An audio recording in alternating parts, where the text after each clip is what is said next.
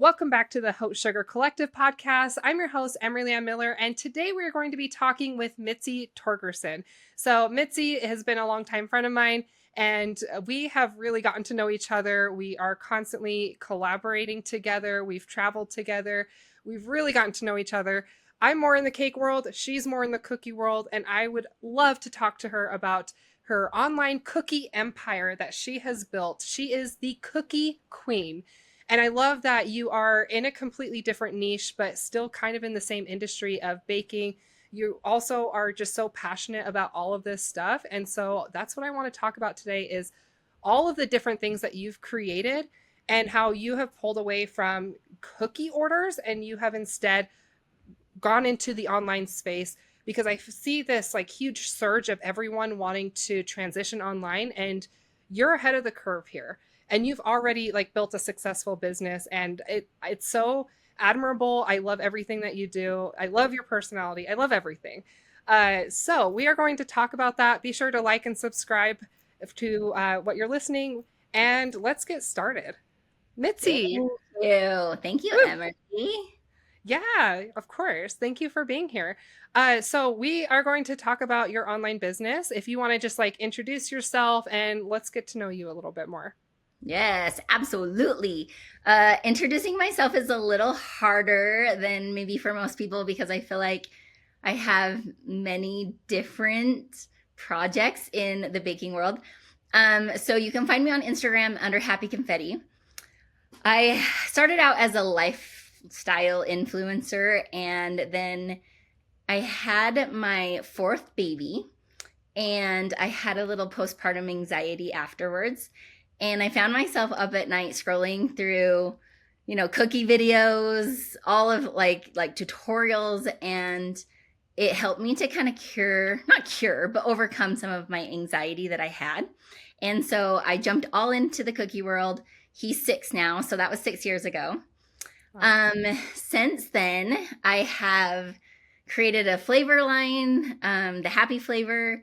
I run the World Cookie Summit online, and I run a membership site that teaches royal icing sugar cookies to people called the Cookiers. So I feel like I kind of have a few projects that, I work on in the baking world. Yeah, you are all over the place. So I would love to just like tell people how we got to know each other, because we joke around about it all the time. Like you just kind of, well, you say you clung on to me and you're like, we're friends now. But we both are from Utah, but we actually met in Florida. So if you want to talk about that. Yeah, absolutely. I always find the best part about the baking industry is just the people. Like the people are amazing, and especially I think Utah, it might be extra special. Yes, it is. We have a very close knit baking industry. And so we went to SoFlo, the conference, and I had seen that you had posted about it, that you were going to be there. And so I just messaged you and I was like, hi, you don't know me, but we're gonna be friends. So Yeah. anyway, you were nice enough. We met up, we went to dinner. And then I feel like since then, even if you wanted to, you couldn't lose me. I love everything that we like, the projects we've done together, the people, the friendships we've made. It's seriously been priceless. I don't know, especially in my journey, being in the cookie world is one thing, but then being able to branch out and meet just bakers and cake people in general has been awesome. So you are my bridge to that. And Yes. I'll forever appreciate that. Thank you. That warms my itty bitty heart. I'm getting like chills here because it means so much to me. I started this community in Utah, and we get compliments for how tight knit Utah is. And I have seen this community grow literally from the ground up. So I went to a cake school in Canada like 10 years ago. I worked at bakeries before that, but I didn't really reach out to anybody. And it was actually a year after I got back from school. So it would have been 2016. These two girls commented on each other's Instagram accounts, and they're like, wait, you're in Utah? I'm in Utah. And turns out they lived really close to each other. You probably don't know these girls, Mitzi, but it was so long ago and they're no longer active in the community. But one of them is a cookier, the Bakeaholic, Hmm. Amy Yes. Perkins. Okay. Ah. Yeah. So anyways, they both found out they lived in Utah. And so they're like, let's have lunch. And so they reached out to a few cake people, and I was the only one who showed up.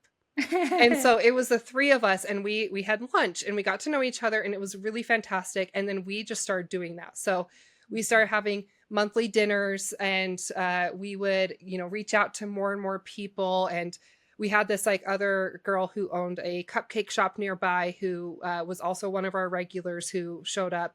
And at the beginning, it was mostly just the four of us with other people coming and going. And eventually they kind of fell off, but it turned into like a monthly thing. And I did that for years. I would hold monthly dinners. I would pick a restaurant and I would pick a time, and I would just say, okay, anyone who wants to come join up and let's chat. And I did that for a very long time. I started like hosting like cake tasting demo parties and Christmas parties and Valentine's breaking up with your tools parties. And so I started coordinating this. And really what it came down to is I was the one coordinating everything because that guarantees that it fit into my schedule. I'm like, I have FOMO, and like, I don't like being left out of things. So I'm like, well, if I plan it, then it works for me and I will always be there. So that's where it really started. And one of those girls also started a Facebook page. And then when she kind of fell off because she had too much going on, I took over the Facebook page, and now I run this Facebook page. We have almost 2,000 people in it. And I've seen literally this community grow from the ground up. So we have that Facebook page, but there's also the tight knit group that we have, that Mitzi has forced herself into. And it really wasn't that hard. I welcomed you with open arms, but I've always been big of just like bringing people into this community. I'm always like, hey, you're in Utah. Like, are you in the Facebook page? And, come join these. And I don't do the monthly dinners anymore. I got really burnt out when COVID happened, and I use that as an excuse to say I'm taking a break, and I've just never been able to pick it back up. My life has just gotten more chaotic, but we have created like a kind of a smaller tight knit group of around 10 girls or so. And we've now traveled together. We do collaborations and photo shoots together.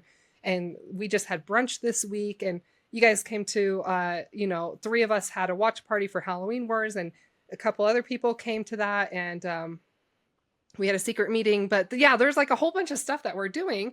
If you want to contribute to that, like what you have to say about this community that we have in Utah. Yeah, absolutely. I think the baking world is interesting to begin with because it can be very lonely.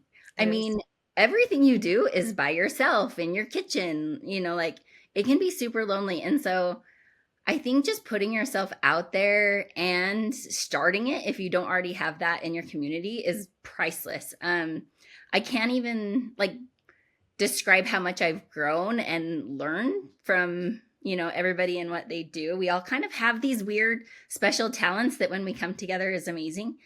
So if somebody doesn't have that already, like that's priceless to start and to try to get into kind of in your own little community. But now it's turned into something great where we all collaborate together on a cause. And it's so cool to me because I feel like, yeah, I can do cookies by myself and I can create, something that's cool alone.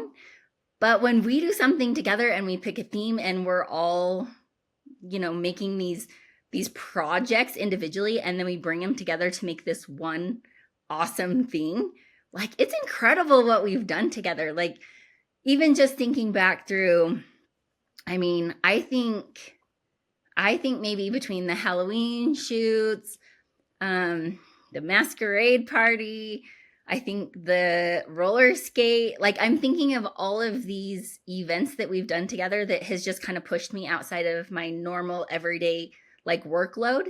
And I think of these things that I've created that I never really would have pushed myself to create. So when we come together, that's been priceless, I think, together as a group. Yes, absolutely. Yeah. I especially like you have had to step out of your comfort zone of cookies. Mm-hmm. You did end up taking my 3D cake masterclass with Kylie, and we both taught you for 5 days in my kitchen. And like that means so much that you were willing to come and take that masterclass. And so, yeah. And like seeing you, like for anyone who's listening, Mitzi's a cookie person. She has done like one cake before, and then she took this 5-day class with Kylie and me. And the Kylie did a cake with her first, and that was like her second ever cake. And it was this 3D gravity defying cake. It was, like this taco man who was standing on one foot and he was tilted. And you did such a beautiful job. And that one you ended up doing at a styrofoam, right? Because we only had 5 days, and we learned, we were teaching you how to like bake from scratch and build structures and all that. And then we did an anglerfish, you and me, one-on-one. And it was like, I was like, well, this is how I'm going to do my anglerfish. And you're like, I'm going to do my own thing. And so like you created this like cute cartoony anglerfish. I had this like gross one with its mouth open and like hollow eyes and stuff. And that's what I wanted to create. But you're like, I'm going to do my own thing. And I'm like, great. I love it. And you were so talented. Oh, Like, thank I you. don't even think you realized that you could do that. But it No. was like your third ever cake, and it was this gravity defying anglerfish with an ice melt light up bulb. And it had so much personality. And I'm going to be adding that to my online version of the 3D cake masterclass, but I'm going to do your version actually next time that I actually teach it, because it was so cute. Well, know your strengths, right? Yes. Like know what you can do. But honestly, I think I lucked into this because when I started doing cookies, it was so much trial and error and so much time wasted on, oh, I'd like to do this. Let me watch a zillion YouTube videos and figure out how to do it. And then I want to make it my own, but blah, blah, blah. So like to be able to start making cakes the right way and having someone just show me how to do it, I'm like, gosh, I just fast forwarded years of cake knowledge. Yes. And so, I mean, I kind of have to give credit for having really good instructors and teaching up front because, yeah, really though. But now I feel like, okay, I could take that on because I know the basics of how to do it. And so I wish I would have done that with cookies to begin with. Like I have a membership site that teaches how to do royal icing sugar cookies because that's what I wish that I had from the beginning. Like, please somebody give me their recipe. Please somebody show me icing consistency. So it was really good for me to be able to, start with the knowledge that I was given. And then, you just don't waste all of those years of trial and error. And Yeah. yeah, I call it shortening the learning curve. yeah. Like I love taking classes. Like I haven't taken one in a while and I'm itching for another one, but like I've spent, at one point I added it up, it was probably around $30,000 on my cake education. You don't like that, no. Well, it's because I went to a cake school and I did like a 4-month diploma program and I had to move to Canada to do it. And Right. so that was a huge portion of that. But I've traveled to Vegas and I learned from Amari Gouchon how to do a chocolate sculpture in a multi-day workshop. Cool. I've taken classes, if you know Sachiko, who is very well known for her fondant figurines. She kicked my ass on Santa's Baking Blizzard. And instead of saying, she didn't deserve that, no, no, no, instead I'm like, wow, she has such a unique talent. And so I'm going to learn from her. And so I took her classes because I realized I want to learn, and I want to learn how she does it. And I don't want the trial and error. I want to go to a professional who already knows how to do it, who already who can tell you the right products, who can tell you the right recipes, and who will give that information to you. And it's hard. Like I'm not a big fan of learning online, but especially, well, I shouldn't say that because we're both we teach online courses, so I shouldn't say that. But It depends on how you do it. Honestly, yeah. I've taken online courses that I was like, yeah, no. I've also taken online courses that I was like, that was priceless, and I could go back and watch it again. And so I think it depends on how. It depends, yes. And what I found with myself, especially 10 years ago, is that a lot of the YouTube tutorials, there weren't that many. Let's be real. There weren't that many, but also a lot of them are hobbyists, like people who barely did cakes, or, they're kind of hobbyists and then they turned into a blogger or teaching these YouTube tutorials. And so a lot of times they haven't spent the years refining their talent and doing these over the top cakes. And so, it's not always the best advice is what I have found. So that's why I prefer, like, going to someone who I can say, okay, you are fantastic. You clearly are an expert in what you do, and I want to learn from you. So like I would love to learn from you because I can just tell that you know what you're talking about when it comes to cookies. Well, thank you. Yeah. Yes, agreed. Agreed. I love it. Yeah. And I've tried your cookies. Uh I am obsessed with Mitzi's cookies. Yay. So obsessed. Like it's an ongoing joke. It's an ongoing joke. Like I'm not a big fan of cookies in general, and especially not sugar cookies. But like you had a sample bag of sugar cookies that you brought to SoFlo Cake and Candy Expo, and you were handing out these little samples and showing people your recipe, but not only that, your flavorings, which we will talk about. And so you're handing these out, and then you gave me a couple, and I was like, this is the best cookie I've ever had. And I was like, can I have more? Can I have more? But like I was running on fumes and no food, and it was the best I could get in the moment. But later, like that weekend we had not only SoFlo, but we had American Cake Awards night. And I went back to my hotel with a Ziploc bag of your sugar cookies. And I curled up in bed. I was supposed to be getting ready for this awards night and like glamming up and putting on like a whole dress and gown thing. And anyways, I ended up curling up in bed, passed out. I was like mid chew on these cookies. I was demolishing this bag, and I fell asleep like with cookies in my mouth. And we have a lovely photo of me doing that. But I like love I don't it. like sugar cookies. I cannot express this enough, but they were so delicious. So like you know what you're talking about, you know? That recipe actually took 2 years to perfect. Oh geez. So I don't take my sugar cookies lightly. It's a big thing. But now I'll share that recipe with anybody because people have shared with me before, and so I'm happy to also share with them. So if you want my recipe, hit me up. I'll happily share it with you. Actually, if you just go to Need a link.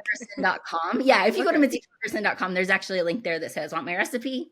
I'm happy to share it with you because I get that reaction often. Not to pat myself on the back, but Yeah. yeah. I I have not tried making your recipe, but I have made sugar cookies before. Is your recipe also created to not spread? Because Yes. it has to be able to hold its shape. In some recipes, they puff up, they don't hold their shape, and then you're having to try to fix that. Yeah, absolutely. So I think that's the hardest part is to find the balance between not spreading, still tasting good, and being able to decorate with royal icing. That's a hard combo. So I think I nailed it. It actually what was kind of cool about it, and I'll tell you how this kind of like solidified what I was doing in the cookie world is I went on Christmas Cookie Challenge. It would have been 3 seasons ago now. And it was it was interesting. It was definitely I get a little like sweaty palms when I talk Yeah. about this. I still get a little maybe PTSD about it, but at the end of the show, the judges said to me, Mitzi, this might be one of the best sugar cookies I've ever had. And they've What a had, compliment. oh my gosh, they've had how many, 6 seasons? Maybe more. No, six. Yeah, I was on the fifth season. I'm like, that's a lot of cookies that they've had. And so for them to say that, I was like, yes, I can't wait for them to say that on the show. Spoiler alert, they didn't. I hate when they cut stuff out. But I was like, that is such a good compliment. And so I actually took the year until my episode aired. I worked with a food scientist and I worked to put like my flavoring together and created the happy flavor from it because I was like, if by chance they say this on film, I really would love to be able to, share that with people. So Right. yeah, so thank you. I feel at this point that it's a pretty good recipe. It is a recipe that you chill. That was my giving factor. Hmm. Stick it in the freezer for a few minutes, but I feel like it's all in all, it makes decorating cookies so much easier when you start with a good recipe. Yeah, absolutely. So this recipe, like it kind of like melts in your mouth, and it had so much flavor. And like I was like eating quite a few of them, and then I kind of stopped, and like it's been a long time since I've had peanuts and peanut butter. Okay. It's been like since my early 20s. It's been over 10 years.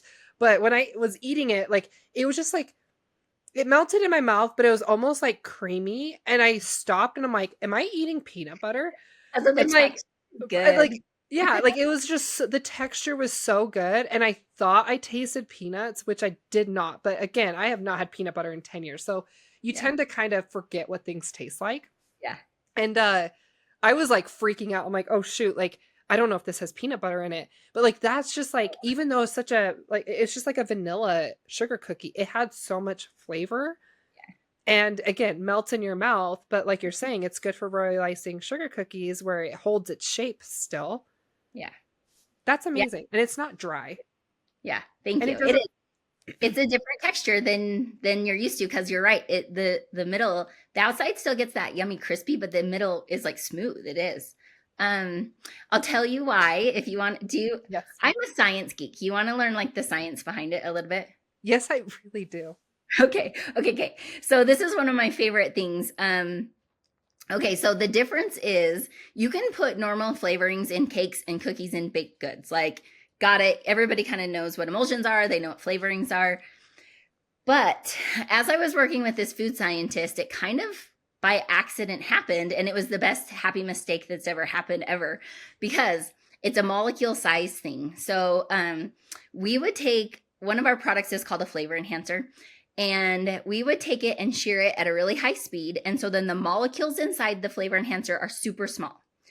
And what that does is, let's just say like you have flavoring inside your cakes or cookies, like a vanilla. The molecules in a vanilla are big.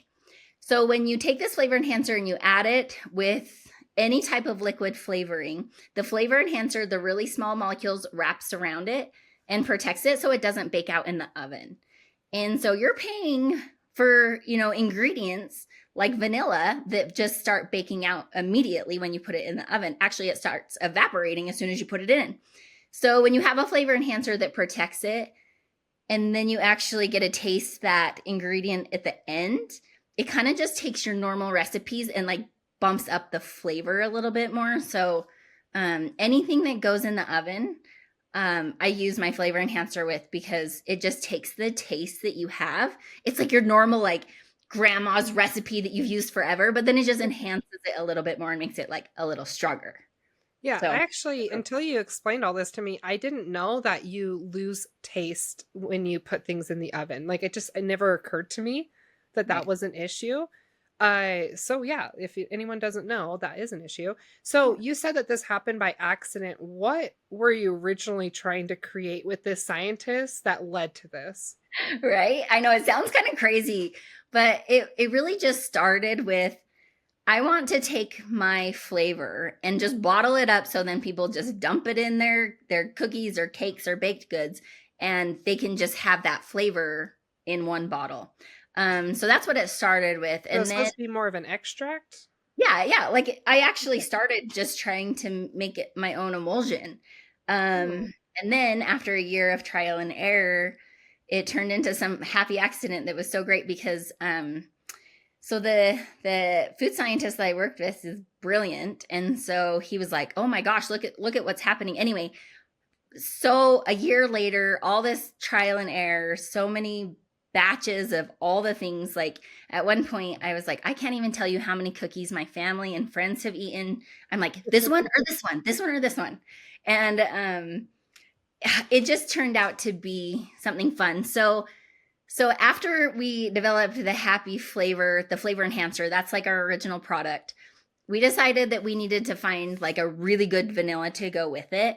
So we found this Puerto Rican vanilla farmer. He is so adorable. He actually literally sends me pictures of the vanilla bean pods, because it's so cute. I'm like, oh, cute. It looks like a vanilla pod. And he's so proud of them. But they're different than normal vanilla pods because they start out sweet to begin with.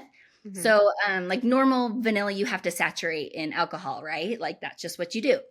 Kind of pulls the flavor out. But these start out sweet. So you don't have to saturate them in alcohol at all. So you don't get that gross alcohol flavor. So we created a vanilla to go with the flavor enhancer, which is awesome because together they're bomb. Yeah, like so good together. Yeah. And then people started asking if they could put it in their royal icing. And I was like, actually, no, because, it's made to go in the oven. The flavor enhancer is made to go in the oven. Royal icing is very particular. You can't use oil flavoring, stuff like that. And so we created a flavoring to go in things that don't go in the oven. And we call that happy icing. The funny thing about that, I still swear to this day, I should rebrand it to be like happy everything, because we started it for royal icing. Now we put it in buttercreams, but people have used it in anything that doesn't go in the oven. So like French toast, Rice Krispie treats, like it gives it that like deeper, like brown butter kind of flavor. I have a friend who bakes sweet bread with it. Oh, that's nice. Pancakes, milkshakes. My husband puts it in his protein shakes because there's no calories. I don't. I put it in my milkshakes. So we have 3 products now, which has just been really fun to be on like this side of kind of the baking world. And so I teach still, which is fun, but also it's just really fun to, I don't know, see what people can use the product for. And it's really fun to see how people have kind of just taken the happy flavor and ran with it. Yeah, I mean, I love it. I still haven't figured out the exact proportions with everything. I tend to just do about the same measurement as vanilla. And for the longest time, like I didn't realize that the baking vanilla was water based, right? Mm-hmm. Yep. Instead of alcohol based, which, alcohol evaporates way more. And we live in Utah. Like Utah's a desert. Things dry out and evaporate freaky fast. And so I actually didn't know for the longest time that there was a difference between your baking vanilla and just any other vanilla. Originally, when you gave me samples of this, it was like a much smaller bottle. And I had the larger bottle for like the flavor enhancer. So I was a little bit more liberal with how much I used it. But when it came to the baking vanilla, I had a little small sample and I didn't want to use it because I just would leave it in my cupboard. And sometimes I'd go to pull my vanilla out or some other flavoring and I would see your little bottle there and I'd pull it out and I'd take a whiff of it and just like smell it. And I'm like, oh, it smells so good. And then I would put it back. But when you found that out, you gave me a full size. So now I have my full size. Obviously I'm going through this a little bit. So that's fantastic. But I love that this is water-based. I didn't even realize that was a thing. But of course, like I have your other ones. I have flavor enhancer and happy icing like you were talking about. And I put this in my buttercream. I definitely need to experiment with it more.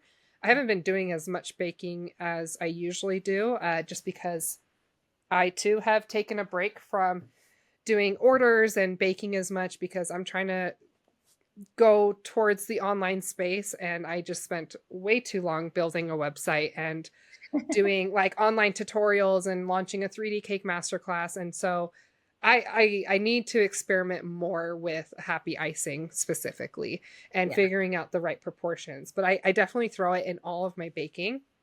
So I love it. And I love the samples that you've given me. Well, now the full size bottles. That's fantastic. Anything else you want to talk about with the happy flavor? Oh, it comes in this lovely box. I have the box too. I love that. I know our shipping is fun because it's just happy and joyful. You're happy and joyful. Most of the time. Yeah, I've seen, there's a side of you that I've seen come out recently at IBIE. And that's funny. We won't get into it, but guys, there's a side to Mitzi that you would not expect. She is a tough cookie. She's a sweet cookie, but she is a tough cookie. Do not cross her. I'm very surprised. You're a very vocal person and you will like defend yourself. Absolutely. Yeah, for sure. And if you asked my 16-year-old, he'd say the same thing. He'd be like, sometimes not so happy.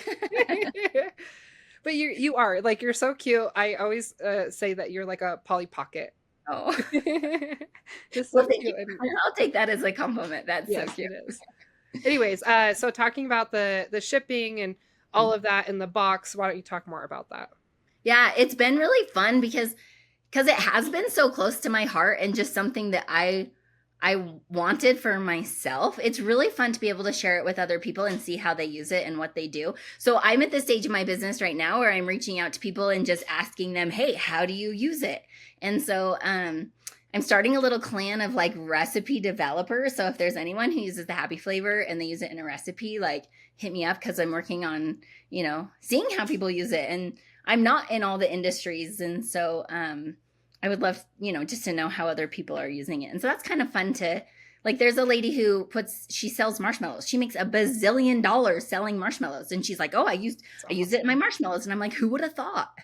So Yeah.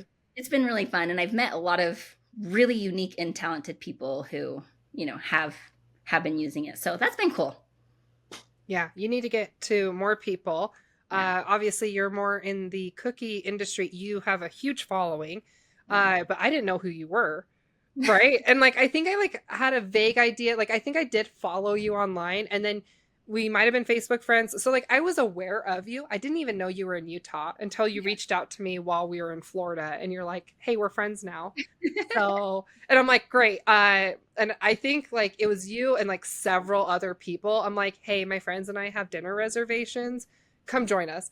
And so I think I added like 4 extra people onto our dinner reservations, and I had to be like, hey, like whoever made the reservations, I'm like, hey, I accidentally added more people. So yeah. I think I've told you this before. You're just a collector of people. Like you just collect people. It's awesome. I have a way with people. So we should talk about the edible photo shoots too. So I did one of my early edible photo shoots. I went to the park with my photographer that I often work with, and we went to the park, and I made this hyper realistic milkshake, and like even the glass was isomalt. It was filled with cake. I had like a chocolate spoon coming out of it, a wafer paper straw, all of that. So I was doing this photo shoot. We had a model, and I was like at the pavilion kind of working on something. I think my spoon, because it's chocolate and we were outside, it melted and it broke. And so I was trying to fix it. And this random girl walks by, and she was like, hey, what are you doing? And so I'm like, oh, well, we make, I'm like, I made this edible prop and we're doing a photo shoot. She's like, that's so cool. And so like, we just started chatting. I'm like, hey, I got to go back over there. Like, why don't you come with me? So she followed me back over as my photographer is like photographing this model. And she joins us, this random girl. Love her. Her name's Salita. And she ended up staying with us for hours. I think we were like at that park for like another 3 hours. And so she just like joined us. She helped us with the photo shoot. She was holding on to things like, she's in like the background behind the scenes video that I posted, all of that. And it wasn't until the end when we were kind of wrapping things up and people were kind of going off in their own ways. My photographer friend was like, wait, did you know that girl? I'm like, no, I had no clue who she was. Like, I just met her. And like the whole time she thought it was like an old friend that I had just met. Yeah. Or not just met, but an old friend I ran into. And like, I just collected her. It's fine. I just collected her. Like, no big deal. Yeah. And so she was like, what? Like, so I hear this from people all the time where people are like, you just have a way with people. Like you attract people in a way that like I've never seen before. And I'm extremely introverted, but I don't know, for some reason I just collect people and I still love talking to people. I act like an extrovert. It's good. It's so good. And it's really cool to see just by having that skill that may or may not come naturally to you. It's so impressive to me, but by having that, it's cool to see what has come from that and like what it's created. Yeah, such a community. And all around, we constantly have people who, like, I think you mentioned before, but like I've had people reach out to me and they're like, wow, like seeing other people at expos and they're like, you guys have this like incredible group of people. I wish I had something like that. And I'm like, you just got to be the one to do it. Yeah. It's not like I waited for someone to create this community. I built this community. Right. And it was something I was very passionate about. And I actively was bringing people in and making them feel like they were included and finding like silly things for us to do together, like edible photo shoots, where we get together when we make edible props and we take photos and we feel pretty and we have fun. Right. I love that. And it's actually kind of cool because I feel like maybe we're soul sisters because we both do that online too. Like you have a membership for cake. I have a membership for cookie. And it's really kind of cool because it's like people want that bonding, they want that community, and it's really awesome to be able to provide that. We do it really well in person in Utah, but also to be able to provide that online for people is something that's really cool, because I don't think, our industry is not set up. We deal with clients, not friends. And so it's really cool to be able to kind of, have your cake community, your membership site that you have, where people bounce ideas off each other. I do the same thing, teach people realizing sugar cookies. We do classes. So like, it's kind of cool to be able to like do it both ways, pivot a little bit. It's kind of fun. Yeah, it is. Yeah. Like I said, I run the local Utah Cakers and Bakers Facebook page, and I've been doing that for years. And I'm like, I should do an online membership, because I am already like curating this online community Mhm. for free. Right. So it's like, why can't I do this on like a bigger scale? Yeah. I haven't actually launched my monthly membership. I think I'm going to hold off till next summer, just because I'm trying to do a million different things. Because you Uh, want people to do your master class first, like me. yes. That's the order. That's perfect. Start with the master class, learn all the things, and then jump into talking about it and kind of doing more. That makes so much sense. Absolutely. Yeah. So talking about this online space, so we've kind of talked about your monthly membership. I Mhm. would love for you to talk about that even more, because I know you have like you make your own cookie cutters, and you send out a subscription box that's like an additional Right.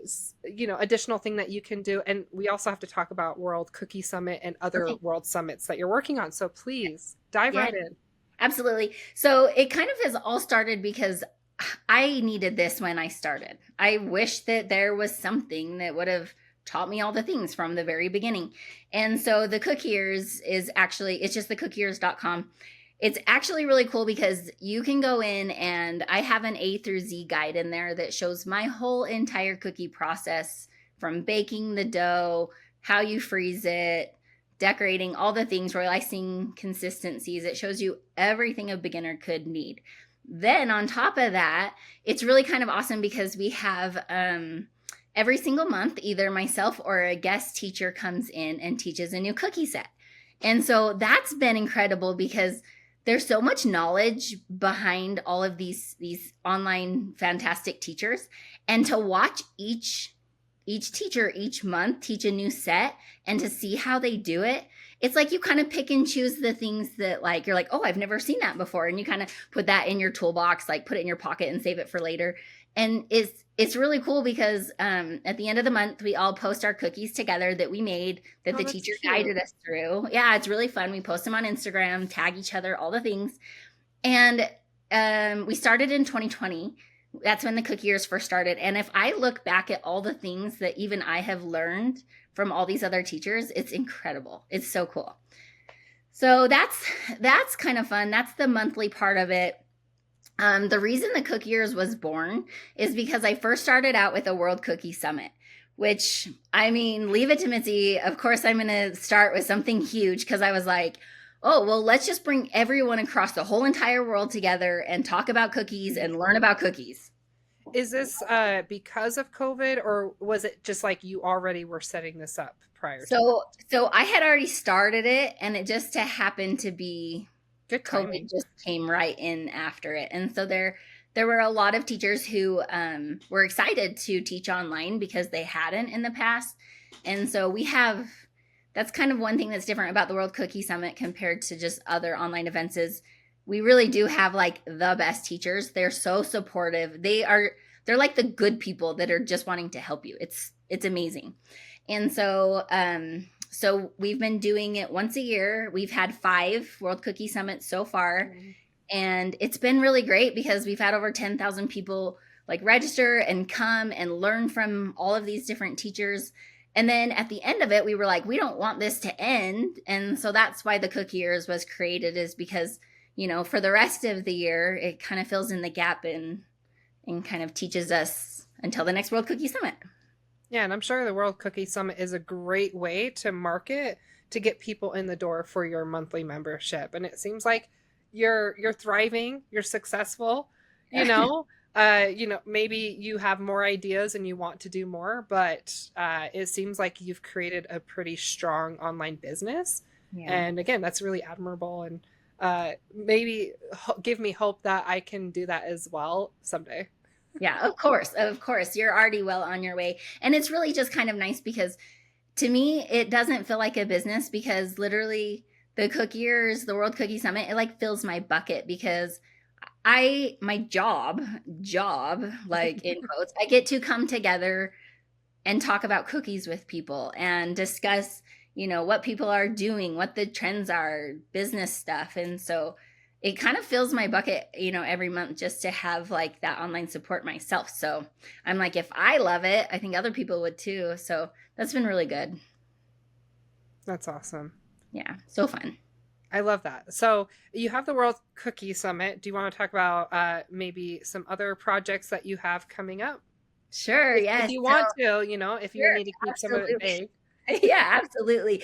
So we decided has been very successful. It's been very good to do in the cookie world. And so we kind of, wanted to expand that and do a World Cake Summit. So that's kind of in the works.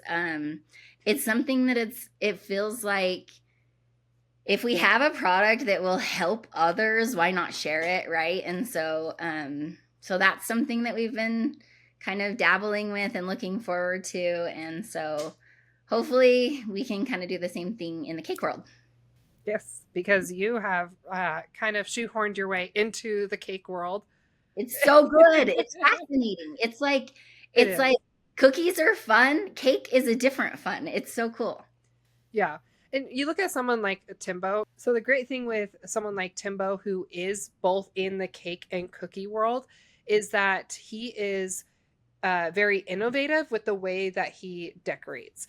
And I know that he is able to like go back and forth between teaching cookies and cakes, but it makes you think differently because cookies are typically flat and cakes are typically 3D more so. And so being able to kind of mix and match those techniques, the cookie world has its own world, its own techniques. There's things that I didn't know. Like I didn't know you couldn't add oil to royal icing. That makes sense. Mm-hmm. Now that I think about it, I'm like, oh yeah, because the egg whites, you can't have like grease or anything because it breaks it down. I wouldn't have thought of that. So like you guys have to think of things in a completely different way. As far as I know, you don't see a lot of modeling chocolate or fondant used. It's mostly royal icing. Maybe you guys sometimes occasionally incorporate wafer paper or isomalt. Whereas with cakes, I cannot tell you, I hate royal icing. I hate it, hate it, hate it, hate it, hate it. Royal icing sugar cookies are like the worst things in this world for me. That's So because you haven't learned the right way, Em. okay, I need to learn your A to Z sugar cookie. It's just you have to think of it in a completely different way, and you have to layer things in a very specific way. And Right. so I've taken some classes. I'm not bad at it. I hate it. That Yeah. there's a difference. But yeah, like I just think it's really interesting. And when you take both worlds and you bring it together, you're able to be more innovative, like Timbo, and stand out. And I think that I need to get into the sugar cookie world apparently so that I can think of things differently. I've seen a lot of your sugar cookies. You're very talented. One of my favorites is your Zoltar one. Is that what it's called? Yeah, because do you know what show that's from? Big? Big. Yes, of course. Yes. Okay, this is a funny story about that. So Okay. it's a 3D piece. I did the fortune teller box with the Zoltar fortune teller on the inside. It's kind of fun, kind of cute. I took it to CookieCon. I actually won an award with it there at the Sugar Show. That was cool. But when I got there, nobody knows whose pieces are what. You don't have your name on them, obviously, when you're doing this competition. And as I'm walking around, I hear people and they're like, I don't even know who Zoltar is. And I was like, I know how old you are. Oh no. So Your like age is showing. I don't want to say older people, but kind of like the people who are, old enough to watch this show. They were like, oh my gosh, I love it. And then other people are like, who is it? What is it? Yeah, well, I think Zoltar is a thing outside of the movie. But Well, that's like where most people know it from, right? right, because you can see it like on the boardwalk, you'll find one, you know, like the Yeah. fortune tellers in an arcade here and there or whatever. But I think it's funny because people are like, oh, big, you know. Yeah. So like, yeah, doing a 3D cookie like that, like that's fantastic. And I'm sure like, now knowing a bit more cake, like you've been able to push yourself even more. You just recently made a frog that is being dissected. If you want to talk about that, because we'll Yeah, be releasing those photos soon enough. absolutely. So it is kind of fun because I was able to use, mostly royal icing for the actual frog, but then it sounds so gross to say the insides of the frog, the dissected It frog. does. I was able to, I used modeling chocolate, I used wafer paper to look like the skin. I mean, I was able to kind of, use some of those techniques and those different things to pull into that piece specifically, which was really fun. But yeah, but it is great because you do kind of think outside of the box when you can. And it's fun to do 3D and big projects. And it is a little challenging at times to think about how to make a cookie bigger or 3D. But it's like once you figure it out, it's good. Like it's fun. Yeah, and that's what I love about like making edible props or hyper realistic cakes in general is you like if you're putting something on a cake board, it's very static and you're using very basic sometimes very basic techniques or you're just using fondant for everything, right? But when you're trying to make something hyper realistic, you have to have a lot more attention to detail. So when you're making these edible props, you really have to pay attention not only to having like the accuracy and size and all of that, but you also have to make it so that it's not static, it's not sitting on a board, it has internal structuring that you can actually hold onto these props, you can interact with them, you can do different things.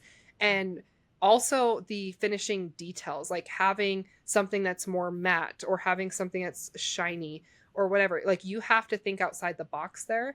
And so you're having to force yourself to learn and also like mix all these medias together. So for example, like I normally would, if I was doing like a teacup or a teapot with a teacup, I would probably just make that out of fondant.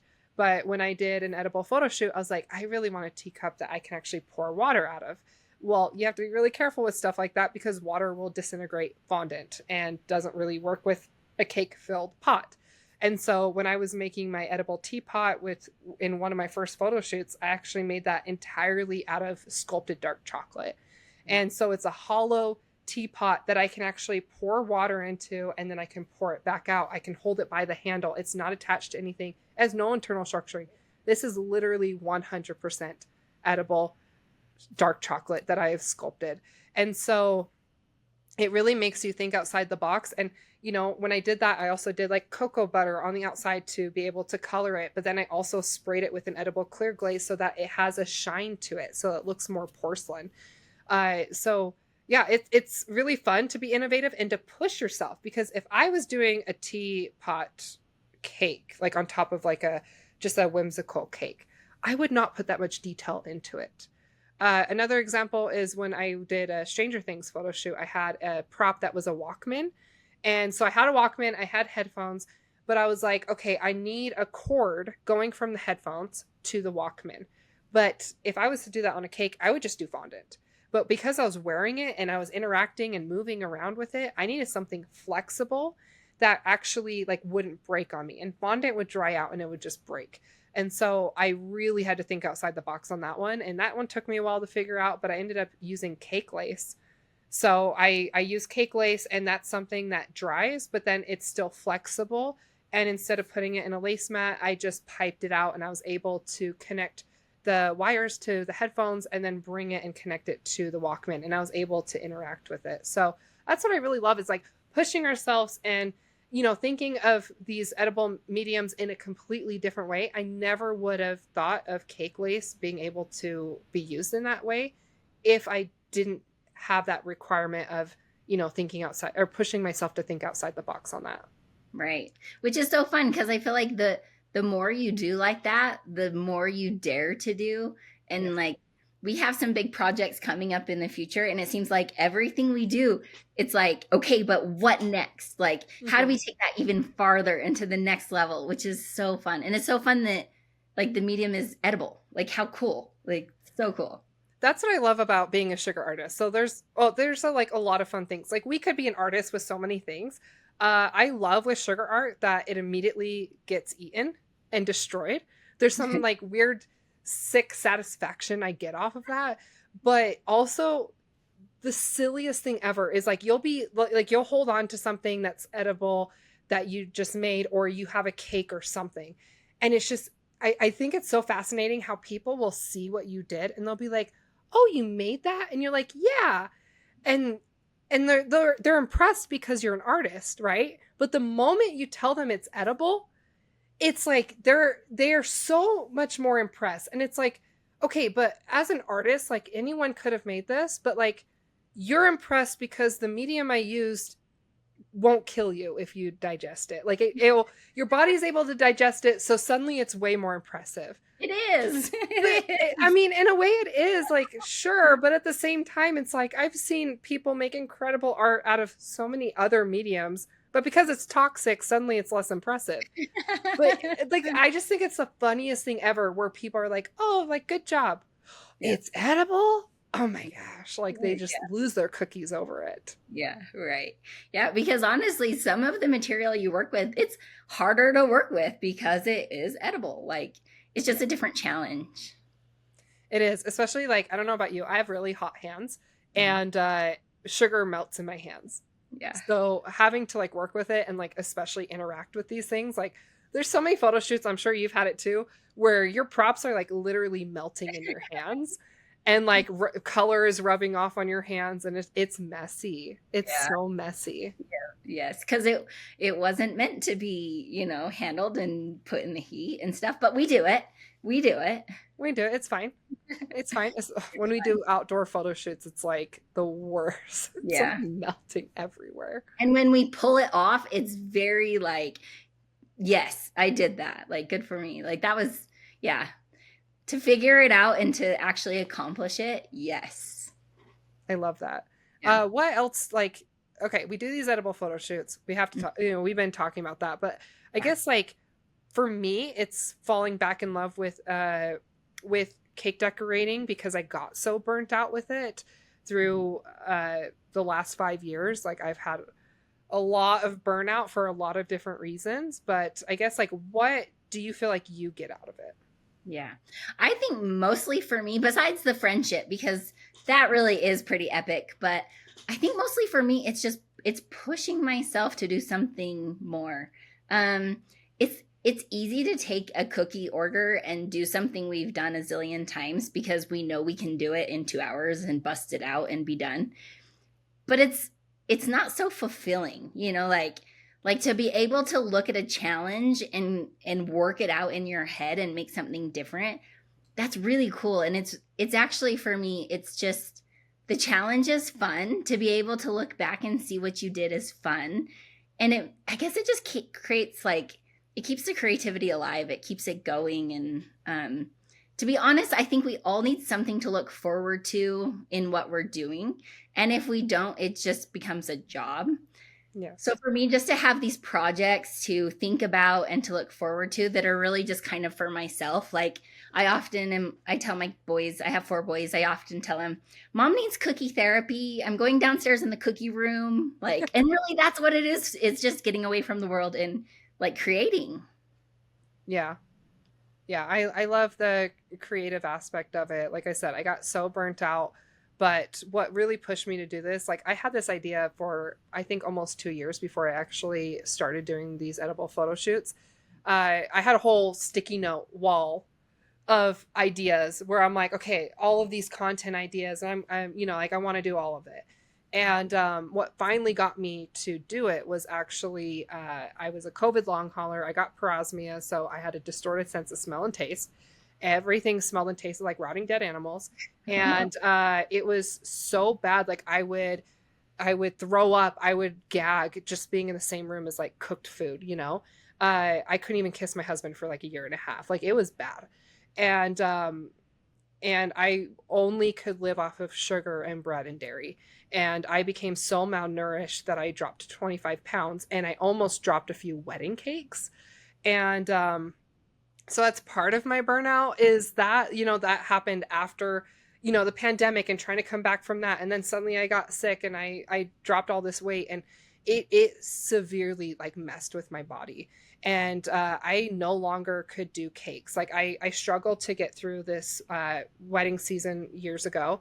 And let's see, 2021. So I struggled to get through that summer. And again, I almost dropped a few wedding cakes coming back from one of my deliveries. I was like doubled over nauseous, and that was one of the cakes I almost dropped. And I was so sick, and I just had a complete like hysterical meltdown because I was like, my body's not working. And so I had to figure out what to do. And I couldn't work. I had to stop taking cake orders. I couldn't really pick up another job. I was trying to do content, and I had already started a YouTube channel, but I had severe brain fog and I couldn't focus on anything. And it was so bad. And so I just remember looking at this wall and I'm like, what can I do? Because I can't do a lot right now. And I looked at the edible prop idea, and I still like have this image burned in my brain of this sticky note. And I'm like, that's it. That's something I can do.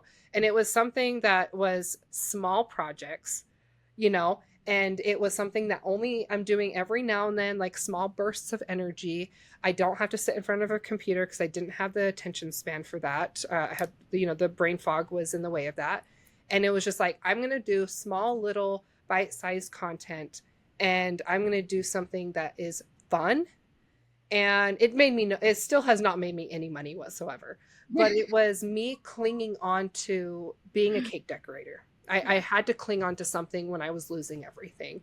And so it helped me, especially because I was so burnt out to the point where I was like, I wanted to yeet off of this planet, if I'm being completely honest. And so like I had to cling on to something severely, but also like I just was burned out with cakes in general. And I'm like, I don't want to do this anymore. And I want to yeet off this planet. So like, what do I do? So I started doing these edible photo shoots as a way to fall back in love with the art of cakes and do something for myself that, again, other people, like you said, people are not ordering from you. You're not limited by what they're ordering, and you're able to be more creative and think outside the box. And it really helped me to cling on to this industry and find new purpose and fall back in love with it and not feel like it was a chore or a job anymore. And, I'm still alive. So we also have that. So it's just like, it's great that it's turned into such a big show and dance that you and me and these other girls are constantly doing. And we've created an amazing community out of it. And now there's too many photo shoots. I can't keep up. I love it though. And it's funny, I don't think we meant to, but it's almost like we created our own, like we've both been on multiple reality TV shows, right? But I feel like we've created our own little within our home reality TV show where it's like the day before this photo shoot, and maybe I might have like kind of started the project already, but I know it's due in 24 hours. And I'm like, okay, I have to hurry and do this. And then I got to go pick up the kids from carpool. And then I have to hurry and come back and do this. And so like, it seems like it's this fun challenge that maybe we've created our own like at home reality TV show to like accomplish it and see how it all comes together in the end. A big reveal. Oh yeah, there needs to be like a camera tracking. Like before every photo shoot, I've always pulled an all-nighter. I'm running on fumes, and it's so hard because it's like, like I've hosted a lot of them, but sometimes I'm not the host of them. But I'm still like, when we show up, like we are doing our own costumes, we're doing our own makeup, we are doing our props, sometimes multiple props, and we all show up and we're the models, as well as like a lot of times, like when I'm hosting, I'm also even when I'm not hosting, I'm directing everybody. And or you're building sets, for crying out loud. And gosh, yeah, well, I've only done that a couple of times. Or I'm building sets. Like, okay, we recently did this Frankenstein's lab, and there was like 6 of us. Six Yeah. of us. And I did it at my house, on the back porch. And I spent a whole week preparing for this. I built this whole backdrop. My husband built a custom like tilted table and an electric chair and like machines that light up. And you know, we had our friend Alan come in and he painted the floor. He's like, "Can I paint your porch?" And I'm like, I guess. Like my dad gave him permission. So he like painted the floor. And so here we were like trying to bring this together. And I was just complaining about this to I think my husband. I'm like, you have no idea. Like, this is so much work. But like my husband was like helping me set it up. And and you guys were all coming in and it was like, okay, I'm like spreading like body paint on my body as fast as I can because I was supposed to do my own makeup. And I'm trying to figure out my wig.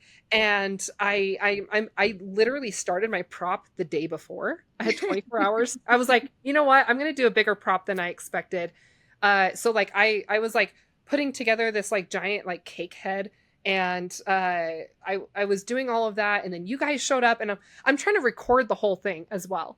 I'm trying to direct you guys, and I'm like, okay, like I want these kind of photos and these shots and things. And so we had like this whole chaotic setup, and everyone's like, I need this, I need this. Do you have scissors? Do you have like a black eyeliner? Do you have makeup? Do you have like, we're thirsty, we're hungry, like all of this stuff. And it was just like I was sweating so much. And I'm like running. I have like a skirt on that I have to tie behind my back so I'm not tripping on it. And I'm like running up and down the stairs.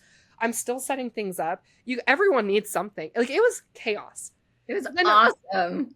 It was awesome. But like also I'm thinking ahead. I'm like, okay, well, we need to make sure we get these shots. And I want, like I had poses already in mind, and trying to be the model and trying to be the director and trying to be the artist and all of that. It's a lot. And then and I was recording all these behind the scenes, and my eyes twitching just thinking about it. Like people don't realize it's so hard, but it's so satisfying and so much fun, and the synergy between all of us and seeing what you guys come up with. Like typically, like when I do photo shoots, I have very specific things in mind, but I'm also like creative freedom. I just want to see what you guys come up with. And you guys are so talented. And I just like love like the outfits that you guys come up with, and seeing everyone come together the day of, and like seeing how everyone's so different but cohesive at the same time. And then like we're all so gorgeous, like gorgeous girls. And like we're models and we're artists and we're fantastic, and it's fun. I don't know if you have anything to contribute, because I could go on forever about how much I love this. And I don't know, one of my favorite parts is it seems a little chaotic, but then at the end of it, to like sit back and look at what we accomplished, I'm like, that's freaking cool. Like so cool. Yeah. So I love sleeping after. Yeah. Just pass out for like the next day or two. Oh, it took me a full week to clean my kitchen. I did have to clean the porch by that weekend. My dad made me. Yeah. Yeah. Awesome. But it's still fantastic, Yeah. And who gets to say that they get to do stuff like this? Like, this is our job. That's pretty cool. Well, unpaid job. Well, still pretty it's a creative outlet. Yeah, it's really cool. And seeing how other people react to it, who was it? We were just talking with the other girls, and one of them was like, yeah, I went to the grocery store bakery, and this girl recognized me as one of the ones who does the edible photo shoots. Yeah. I don't remember who said that. Yep. Yeah, I remember that too. That is cool. It's amazing.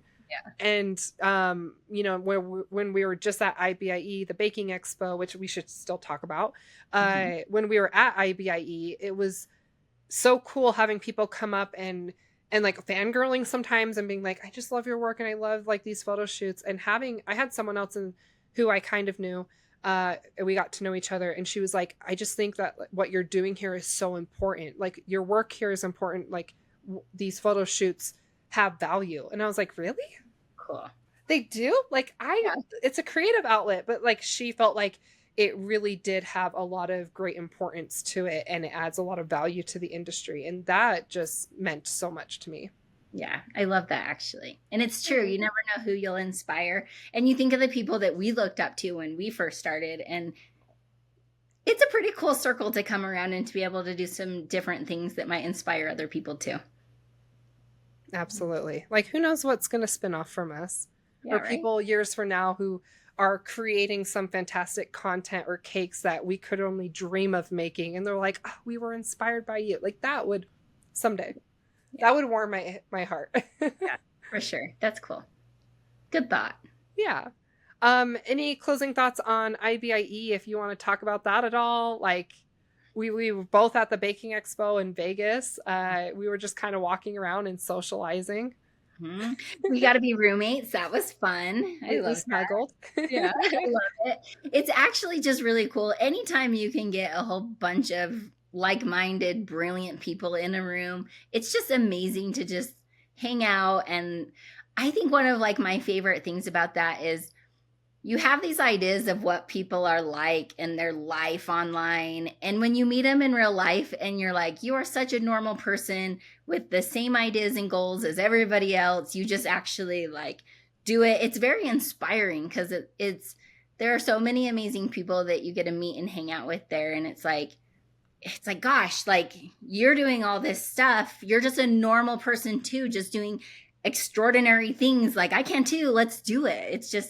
It's a very uplifting environment, and I kind of love that. Yeah, I love like it took me years to get onto Food Network, and I used to work at a bakery that actually had won Cupcake Wars back in the day, and I knew like one or two other people that I looked up to. I mean, I was like early 20s. I was a baby at the time. But seeing these people who had been on Food Network, and I was like, oh, I'm so jealous. Like I want that. And it took me years of applying before finally getting on. And, you know, I did my first show and then I did my second show. By the time I did my third show was when people like started recognizing me a little bit more. One of the most satisfying things for me that I will remember for the rest of my life was going on to my third show, The Big Bake. And I was chatting with a whole bunch of people who were also in quarantine with me. And this one guy like individually was like talking to me in a private chat. And he's like, oh, I'm just so glad I'm not on your episode. And I was like, oh, I'm the scary person that no one wants to compete against. Like that was the biggest compliment for me. That was when I felt like I finally like reached this status of, oh, I remember walking in and being afraid of everyone else I was competing against. I'm now that scary person that people are intimidated by. Yeah. But not only that, like now, like I'm currently Halloween Wars is airing for the third time, and this is now my sixth TV show. I've done close to 20 episodes of TV, and it's like the community that comes with it took a while to get there, but finally I've gotten to this point in the community where it's like we all recognize each other. We have all competed with or against each other. And so you go to these expos and everyone's like, hey, like like we all know each other. And so having this like group that we kind of formed at in Vegas, really Jonathan formed. Jonathan was like, hey, we're all going out tonight. But like it was just really cool because we ended up going to this haunted house experience and what was it? Hollywood, whatever it's called. But we went to this like haunted house experience and then like everyone that we knew was there and we all know each other from Food Network and other shows and other expos, and it was just, it's so like I don't take it for granted. Like I'm so grateful and so happy, and just it fills me with so much joy that I went from being someone who could only dream of being on Food Network to I'm like in the crowd of people and we're all friends and we all admire each other, and yeah, we've competed against each other and maybe there's hard feelings at one point, but now like we just admire and respect each other's talent, and we get to just like hang out and people know me. What? Yeah. Like that's the coolest thing. It's so satisfying. It means a lot. And there is the sense of like trauma bonding together because you go through these really hard things. So it's like, I get you. I get where you've been. Like, I see it. The trauma bond is real. Absolutely. Yes. Yeah. Well, epic. I think we need to wrap this up because you've got places to be. So thank you so much, Mitzi, for joining. For those who are listening, again, this is the Haute Sugar Collective podcast, and we are on YouTube, we're on Spotify, we're on Apple, and on my website. So if you are interested in learning more about all these fantastic people in the industry, and there's going to be a lot of different topics and a lot of different guests that are rotating through where we highlight what they're doing. And I just really want to show you guys how to carve your own path in the industry and what that looks like. Because I truly thought for the longest time that just taking custom cake orders is what you do. But seeing how other people are writing books, they're creating online memberships, they're making these really awesome flavor extracts like that, the flavor enhancers, like that's so cool. And I think it's so inspiring and just like it motivates me to do so much more. And I have big plans for the future. But it's because of other people like Mitzi here who have done so much already and pushes me to think outside the box of what is possible.